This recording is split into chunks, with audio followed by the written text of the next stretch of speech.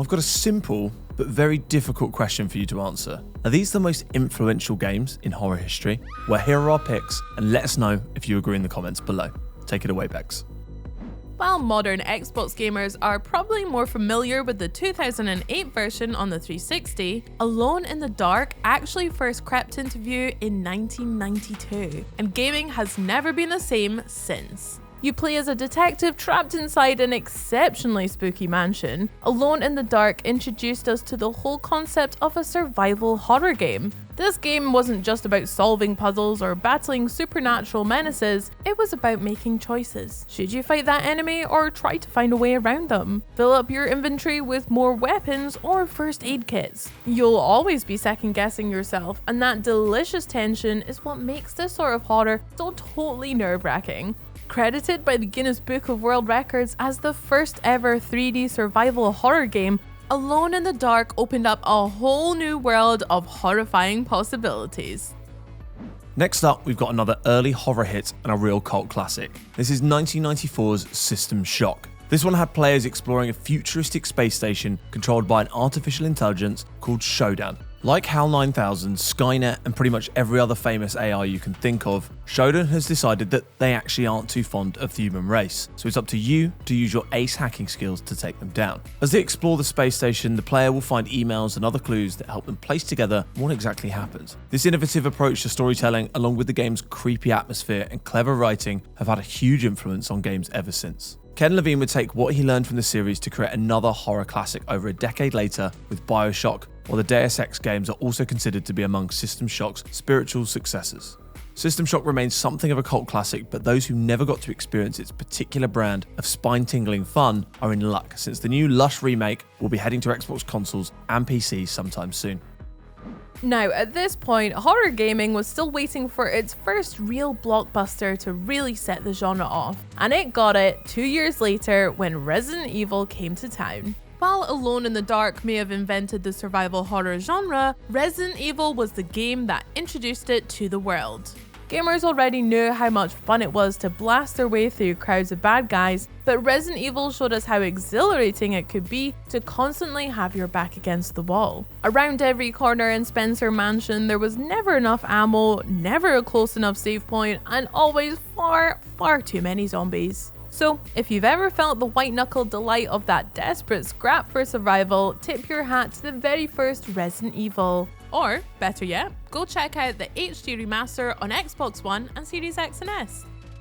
Silent Hill 2 starts out with a man receiving a letter from his loving wife, which would absolutely be fine and dandy if she hadn't been dead for several years. His search for her takes him to the eponymous town of Silent Hill, and things really just get worse from there. They really do. By having them play as an everyman tossed into a mysterious situation rather than a zombie-killing pro with a clear set of objectives who was immune to jump scares, the Silent Hill game introduced players to a much more psychological sort of horror. It wasn't just about making practical decisions and trying to manage your resources, it was about trying to keep your head while things got stranger and stranger. Silent Hill 2 took these principles and turned the whole thing up a notch by adding in one of the most iconic villains of all time in the shape of Pyramid Head. And if you fancy being stalked through the night by this pointy-faced monster, you can do so now in high definition thanks to the Silent Hill HD collection, which is playable on modern Xbox consoles via backwards compatibility. Another thing that made Silent Hill so effective was that the main character wasn't a highly trained combatant. He was just a regular dude who could barely aim a gun and got out of breath when he ran, so same. Making the player feel kinda helpless turned out to be a great trick for a horror game, and it's one that Amnesia: The Dark Descent really ran with in 2010, coming to Xbox 8 years later. Taking control of a 19th century man as they are stalked through a castle by all manner of supernatural terrors, players were given no means of fighting back whatsoever.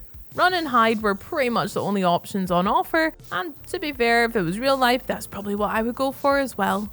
The whole thing is filled with those don't go in there moments that make horror movies so much fun. And that's probably why Amnesia: The Dark Descent became such a major hit on YouTube, ushering in a whole new era of horror gaming in the process. In 2013, Outlast took things one step further. Here, it wasn't just that you couldn't fight the enemies that were pursuing you, often you couldn't even see them, which is quite scary. This first-person survival horror has you play as a freelance journalist who is investigating the goings-on at a shady asylum where patients were exposed to all sorts of hideous experiments. And now many of them have gotten out and are looking to take their revenge. Once again, with no weapons to hand, the only thing you have to point in their direction is a camcorder, using its night vision mode to light your way through the game's many darkened hallways. And of course, the camera only has so much battery. The camcorder mechanic is such a great innovation because it's a total be careful what you wish for scenario. You'll find ages of desperately hoping the battery holds out so you can see what's in front of you, only to be confronted by a sight you would much rather have left in the dark. Outlast and its sequel are two of the signature horror games of the Xbox One era, and the developers are now preparing to unleash a whole new generation of scares onto us with the Cold War set prequel, The Outlast Trials. Alien Isolation is like the developers saw those horror movie scenes where the hero is trying desperately not to make a sound and said, what if we just made an entire game out of that? You know what? Turns out it's a pretty great idea. Throughout the game, one of the Alien series' iconic xenomorphs stalks the player through the eerie chambers of an abandoned spaceship. And since you don't have a full-size power loader to hand, you'll have to be sneaky, moving as quietly as possible and keeping an eye on your motion detector to make sure your extraterrestrial pal isn't closing in, even hiding in the vents to jump down and scare you. At its most intense moments, Alien Isolation will have you holding your breath in real life for fear of alerting the xenomorph. It's one of the most immersive audio experiences in all of gaming, and it just so happens to be available now on Xbox and PC Game Pass. You know that feeling you get in a horror film where the hero goes back into the room and you're just sure something isn't quite the way it was before? Well, if the feeling was a video game, it would be Layers of Fear.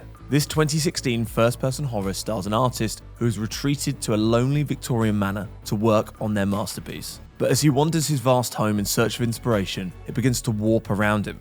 You'll head through a door and turn to find yourself faced by a bare wall. Rooms shift around, furniture moves, and pretty soon you'll be completely lost. It's a truly disorienting effect that will leave you thoroughly unnerved even before the ghosts from the painter's past begin climbing out of the shadows. And because the house morphs based on where you are looking, Layers of Fear is also an excellent example of the sort of interactive, environmental storytelling that only exists in video games. Oh, and obviously how totally terrifying it can be. But if you make it to the end and feel like you still more or less have your wits about you, another entry in this mind-bending series called Layers of Fears, get it, has been lined up for Xbox consoles in 2023.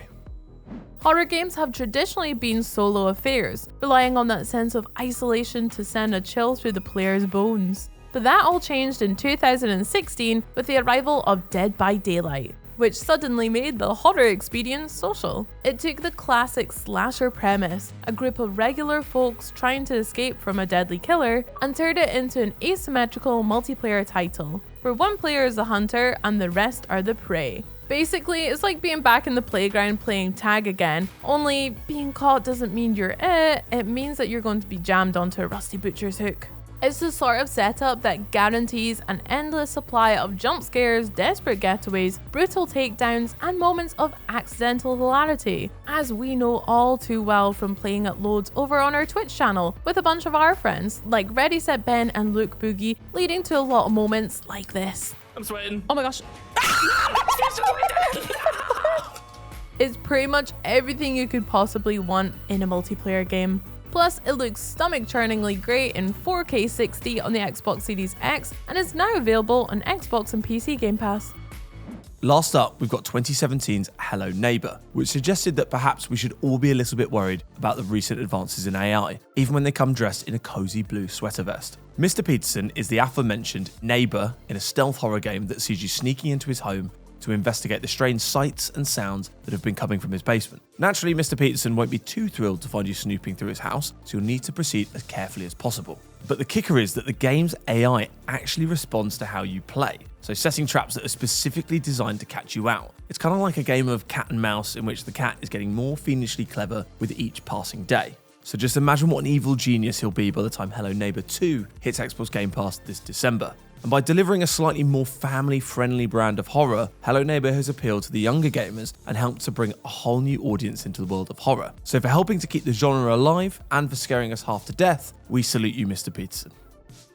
Games just keep on finding new ways to scare us, and we're so excited to see what they come up with next, with new games like Madison launching and psychological thrillers like Visage being added to Game Pass. We're excited and very, very frightened. Sound off about the horror games which change everything for you down in the comments, and don't be afraid to like and subscribe too.